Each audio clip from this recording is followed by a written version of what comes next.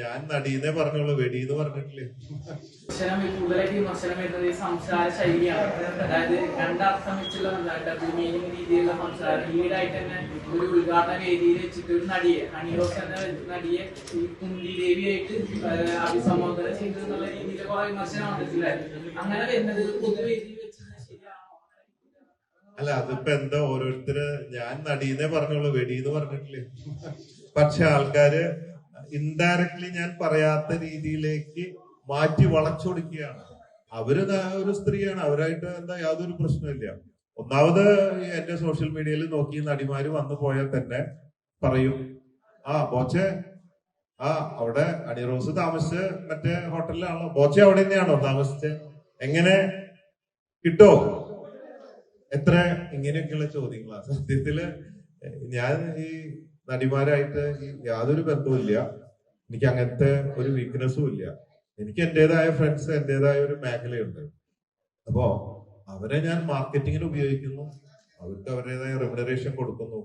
മാത്രമല്ല, അങ്ങനെ ഒരു ചിന്തയുണ്ട്, ഈ നടിമാരൊക്കെ പ്രശ്നക്കാരാണ്, എല്ലാവർക്കും ഇങ്ങനെ കിട്ടുന്നുള്ള പോലെ ഒരു ചിന്ത, അതൊക്കെ തെറ്റാണ്. ശരിക്കും പറഞ്ഞാൽ അവർക്ക് അവരുടേതായ മാന്യതയും കാര്യങ്ങളുണ്ട്, അവർക്ക് അവരുടേതായ പ്രൊഫഷൻ ഉണ്ട്, അവരുടേതായ വരുമാനമുണ്ട്, കാര്യങ്ങളുണ്ട്. അല്ലാതെ ഈ വക പരിപാടിയായിട്ട് നടക്കാന്നൊരു എപ്പോഴെങ്കിലും ആരെങ്കിലും എവിടെയെങ്കിലും ഒക്കെ എന്തെങ്കിലും സംഭവിച്ചിട്ടുണ്ടാവും. പക്ഷെ എന്റെ അറിവില് ഈ പറയുന്ന പോലെയുള്ള ഒരു ചിന്തയല്ല. തെറ്റിദ്ധാരണകൾ പലതും ഉണ്ടാവും. അങ്ങനെയൊക്കെയാണ്. ഈ പറഞ്ഞ പോലെ കുന്തി ദേവിയാവും ഉദ്ദേശിച്ചത്. ഞാൻ കുന്തി ദേവിയെ വർണ്ണിച്ച് കുന്തി ദേവിയെ കുറിച്ച് മനസ്സിലാക്കിയപ്പോ അവരോട് ചില സാദൃശ്യമുണ്ട്, കഥയും കാര്യങ്ങളും വ്യക്തിത്വമൊക്കെ ആയിട്ട് ഞാൻ വർണ്ണിച്ചു. പിന്നെ എന്താ പറയാ, ഈ വാക്കുകൾ കണ്ടുപിടിച്ചത് ഞാനല്ലല്ലോ. അക്ഷരം നമ്മൾ പഠിക്കുമ്പോൾ നിങ്ങൾ അല്ലേ വാക്യത്തിൽ പ്രയോഗിക്കുക, അങ്ങനെ എഴുതുക, അങ്ങനെ തിരിച്ചെഴുതുക, കൂട്ടി എഴുതുക, ഇതൊക്കെ നമ്മളെ പഠിപ്പിച്ചതാണ്. അപ്പൊ ഇതില് മോശമായി തമാശ പോലെ എടുക്കണമെങ്കിൽ അങ്ങനെ എടുക്കാം. കുന്തി ദേവി എന്ന് പറഞ്ഞ ഒരു ഉണ്ടല്ലോ, അങ്ങനെ ഉണ്ടല്ലോ, ശരിക്കും അങ്ങനെ എടുക്കാം, ഇങ്ങനെ എടുക്കാം. അപ്പൊ ഓപ്ഷൻ ഉണ്ട്. ഞാൻ എന്റെ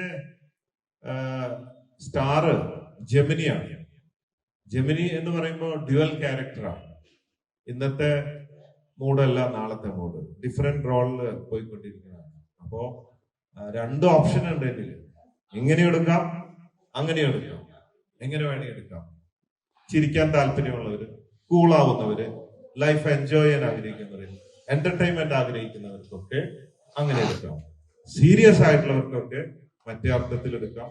എന്നെ ചീത്ത പറയാം. ഒരുപാട് പേര് അപ്രിഷിയേറ്റ് ചെയ്യുന്നു, എൻജോയ് ചെയ്യുന്നു എന്റെ വീഡിയോ.